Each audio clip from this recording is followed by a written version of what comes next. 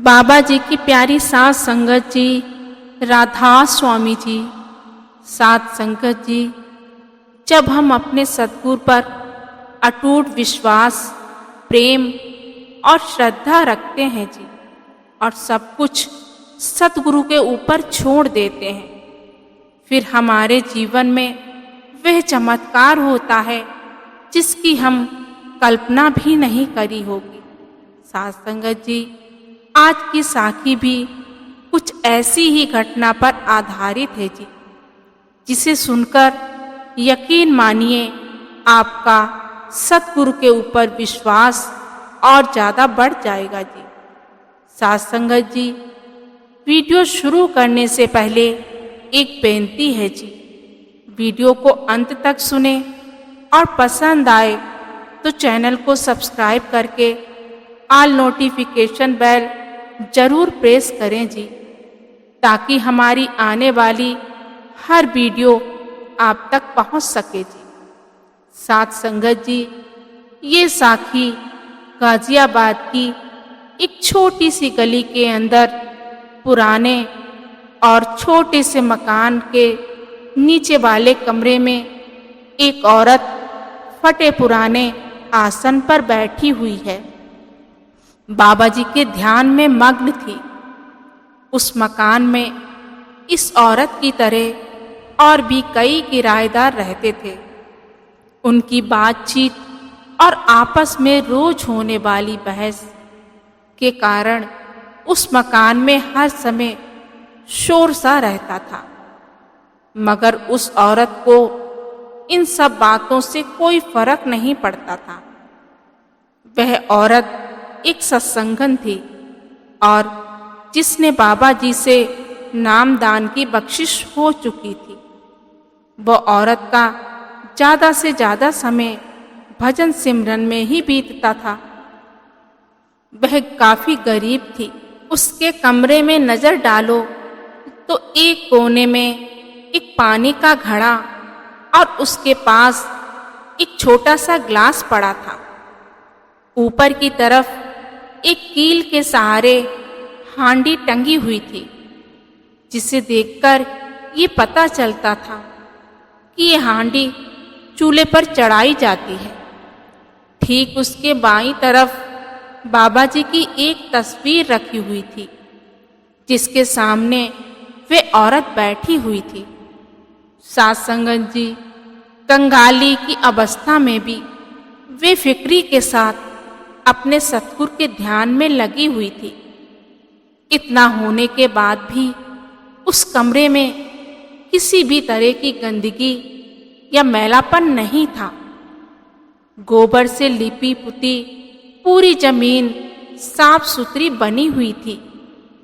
जैसे ही उस महिला ने भजन सिमरन समाप्त कर और बाबा जी को प्रणाम करके उठी और कमरे का दरवाजा खोला, तो उसका 9 वर्ष का लड़का अंदर आता हुआ दिखाई दिया और आते ही खाने को मांगने लगा कि माँ, क्या तूने सिमरन कर लिया है?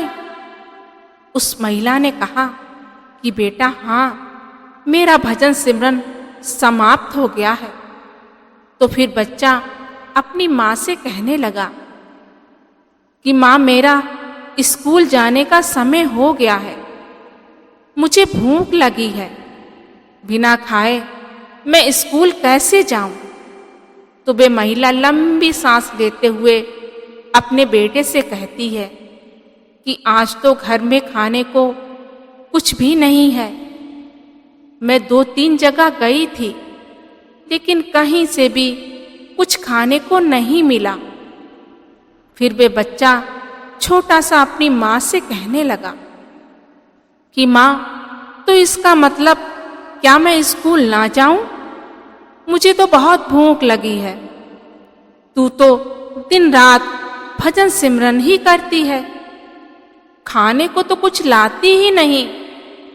तो वे स्त्री अपने बेटे से कहने लगी कि मैं क्या करूं, तेरे लिए ही मैं दिन रात सतगुरु से बेनती करती हूं कि हे मेरे सतगुरु, हे मेरे मालिक, मुझे ना सही लेकिन मेरे बच्चों को कभी भूखा मत रखना। तो वे बच्चा अपनी माँ से कहने लगा कि माँ, क्या तेरे मांगने से सतगुरु खाने को दे देंगे? तो वे स्त्री कहने लगी, क्यों नहीं देंगे? ये तो पूरी दुनिया को देते हैं, तो हमें क्यों नहीं देंगे? तो वे बालक इस पर हैरान होकर कहने लगा कि माँ, फिर हमें सतगुरु खाने को क्यों नहीं देते? माँ, मुझे बताओ कि सतगुरु कहाँ रहते हैं, मैं भी उनसे मांगकर देखता हूँ। तो वे स्त्री अपने बच्चे से कहने लगी, सतगुरु जी बड़े दूर रहते हैं, इसलिए सतगुरु ने अभी तक मेरी आवाज नहीं सुनी है। तो वे बच्चा अपनी माँ से कहने लगा, माँ, तो फिर दूसरे लोगों की आवाज कैसे सुनते हैं, जिन्हें आपके सतगुरु सब कुछ खाने को देते हैं? तो वे स्त्री की जो रोज रोज कर कहने लगी, सच्चे मन से पुकारते हैं तो सतगुरु एक दिन जरूर सुन लेते हैं, और जब सुन लेते हैं तो वह सब कुछ दे देते हैं। माँ की बात सुन खुशी से छोटा सा बच्चा अपनी माँ से कहने लगा कि माँ, क्या सतगुरु जलेबी, लड्डू और पेड़े ये सब कुछ देते हैं? तो उस स्त्री ने हंसकर कहा कि हाँ बाबा जी, सब कुछ दे देते हैं। इतना कहकर वे महिला अपने बच्चे को गोद में लेकर आंचल से उसका मुंह पोंछने लगी। अब लड़के ने दोबारा पूछना शुरू किया, माँ, सतगुरु का पता मुझे बता दे। तो उस महिला ने अपने बेटे से कहा कि सतगुरु तो हर जगह है, बस मन में पूरा विश्वास होना चाहिए। फिर वे महिला अपने बेटे से कहने लगी कि तू जरा यहाँ बैठ, मैं रामू की माँ के पास से जाकर रोटी पकाने के लिए आटा लेकर आती हूँ, और तब तेरे खाने के लिए नमक डालकर रोटी बना देती हूँ। और आज तू स्कूल मत जाना, कल चले जाना। तो उस लड़के ने अपनी माँ से कहा कि माँ, अच्छा तू जा, मैं यहाँ बैठे बैठे पढ़ूंगा और लिखूंगा, मगर मुझे पानी तो पिला दे, जिससे कुछ तो पेट भर जाए। अपने बच्चे की बात से उस स्त्री की आंखों में आंसू निकल आए, मगर उसने जल्दी से अपनी आंखें पोंछ ली ताकि उसके बेटे को पता ना चल सके कि उसकी माँ रो रही थी। तो राजू अपने घर से बाहर निकल पड़ा। जब वे बाजार को जा रहा था तो रास्ते में एक बहुत बड़ी आलीशान गाड़ी जा रही थी, और उस गाड़ी में एक बुजुर्ग व्यक्ति बैठा हुआ था, जिसके पहनावे और गाड़ी से वे बहुत ज्यादा अमीर व्यक्ति लग रहा था। उसकी गाड़ी में बाबा जी की फोटो देखकर लग रहा था कि वे एक सत्संगी है। उसके आगे की सीट पर दो आदमी बैठे थे जो कि उस अमीर व्यक्ति के नौकर थे, और वे कुछ बातें करते जा रहे थे।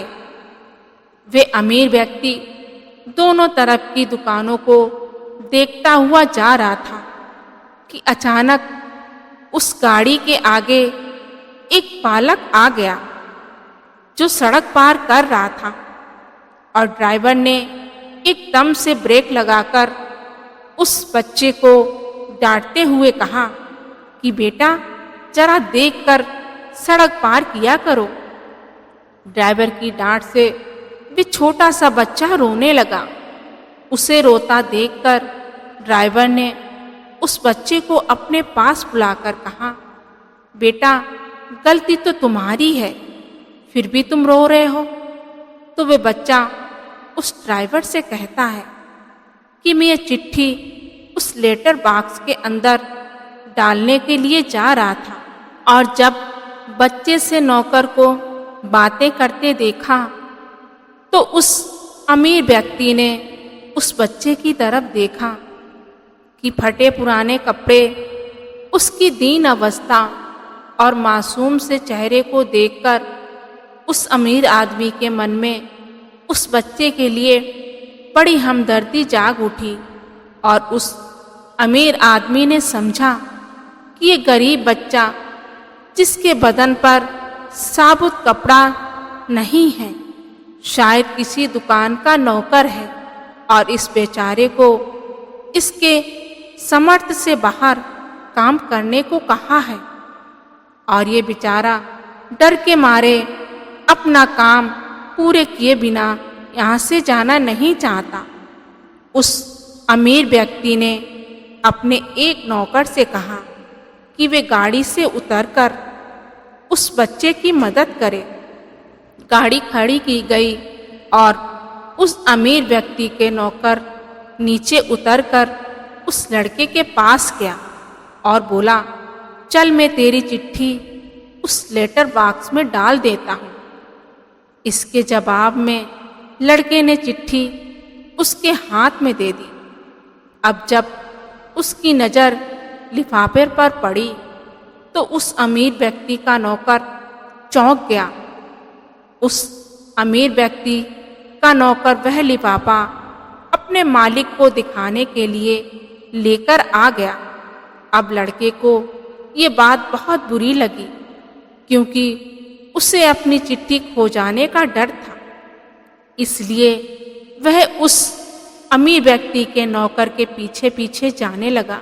बच्चे को ऐसे आता देखकर उस नौकर ने उस लड़के से कहा कि डरो मत, हम तुम्हारी चिट्ठी लेकर नहीं जाएंगे, लेकिन इसके ऊपर का पता ठीक से नहीं लिखा है, इसलिए मैं यह चिट्ठी दिखाने के लिए लाया हूँ।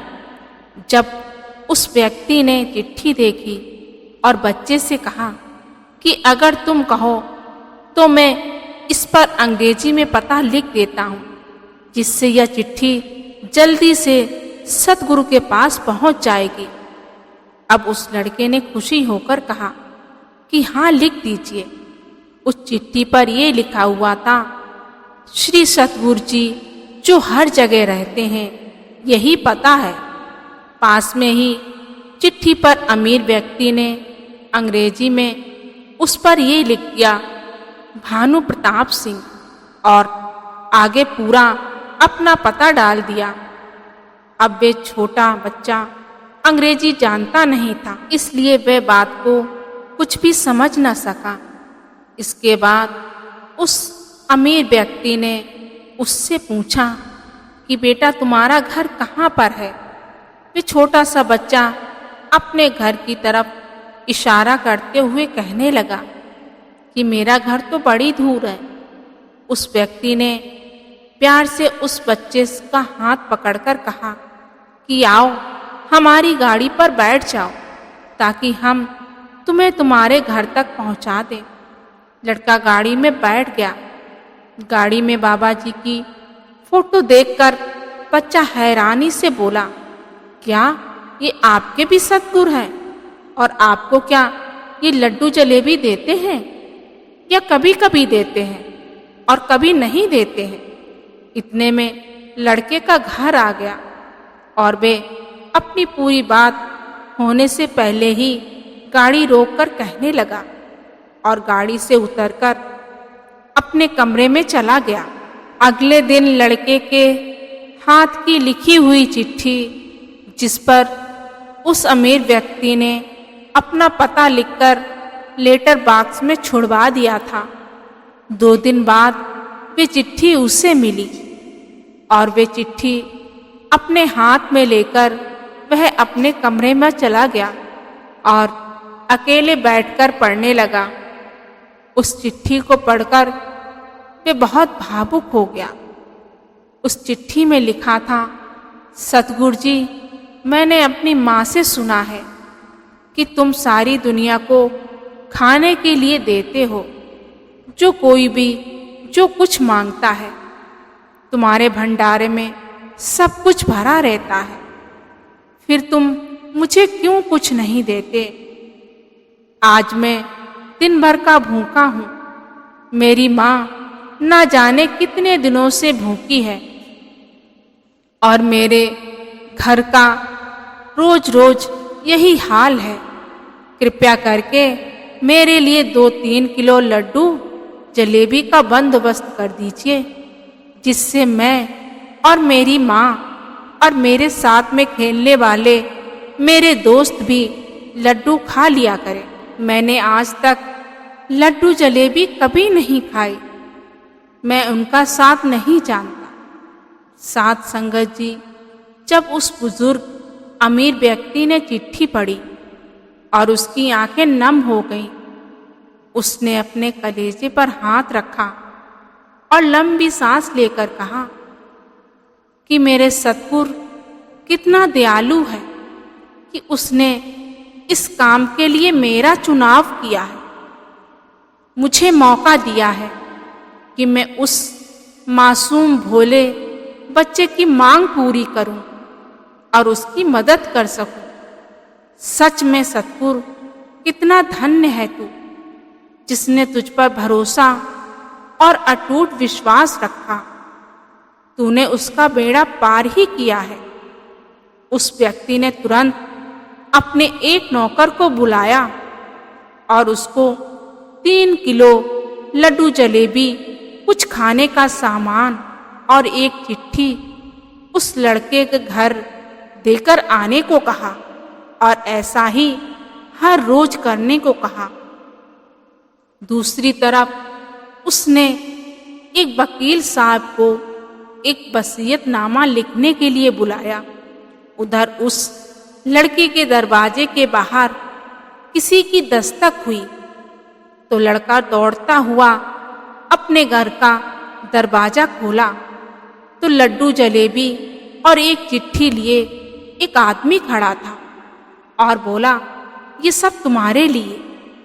ये सब देख वह लड़का अपनी माँ से कहने लगा कि देख माँ, मैं कहता था ना कि सतगुरु का आदमी आज लड्डू लेकर ही आएगा। देख माँ, कितने बढ़िया लड्डू हैं और एक चिट्ठी भी है, बाबा जी ने भेजी है। चिट्ठी है? अब राजू की बातें सुनकर उसकी माँ हैरान हो गई और पूछने लगी कि सतगुरु की चिट्ठी यहाँ कैसे आई? तो राजू ने अपनी माँ को बताया कि उसने सतगुरु के नाम एक चिट्ठी लिखी थी और उसने लड्डू जलेबी मांगे थे। साध संगत जी, लड़के ने वह चिट्ठी अपनी माँ के हाथ में दे दी और उसकी माँ चिट्ठी खोलकर पढ़ने लगी। चिट्ठी में जो लिखा था उसका मतलब था कि सतगुरु ने 3 किलो लड्डू और जलेबी रोज तुम्हारे पास भेजना है, इसलिए आज से तुम्हारे पास लड्डू पहुंच जाया करेंगे। और सतगुरु जी ने तुम्हारे लिए और भी बहुत कुछ प्रबंध किया है, जिसका हाल ही कुछ दिनों में मालूम हो जाएगा। अब लड़के की माँ को बड़ी हैरानी हुई और वे आश्चर्य से कभी बच्चे की ओर देखती, कभी लड्डू जलेबी और चिट्ठी की तरफ देखती। उसकी समझ नहीं आ रहा था कि लड़के का इन सब से क्या संबंध था। वे थोड़े से लड्डू लेकर अपने घर से बाहर गया और अपने साथ खेलने वाले लड़कों को खुशी से बांटकर चला आया। साध संगत जी, 10 दिन तक एक आदमी आकर राजू के घर लड्डू देकर जाया करता था। इसके बाद जब 11वां दिन आया, उस अमीर व्यक्ति की एक चिट्ठी और एक वसीयतनामा के साथ एक सरकारी वकील के साथ उसके पास पहुंचे। तब लड़के की माँ को मालूम हुआ और उसके घर लड्डू पहुंचाने वाले कौन हैं और उसके बच्चे की गरीबी देखकर व्यक्ति के दिल पर कितना बड़ा असर पड़ा कि अपनी आधी जायदाद लड़के के नाम करके खुद सेवा पर चला गया। छोटे से बच्चे की सतगुरु के साथ सच्चे प्रेम और विश्वास की साखी आपको कैसी लगी? कमेंट में ज़रूर लिखकर बताएं जी। इसी के साथ मैं आपसे विदा लेती हूँ। मिलते हैं अगली वीडियो में। गुरु प्यारी सात संगत जी, राधा स्वामी जी।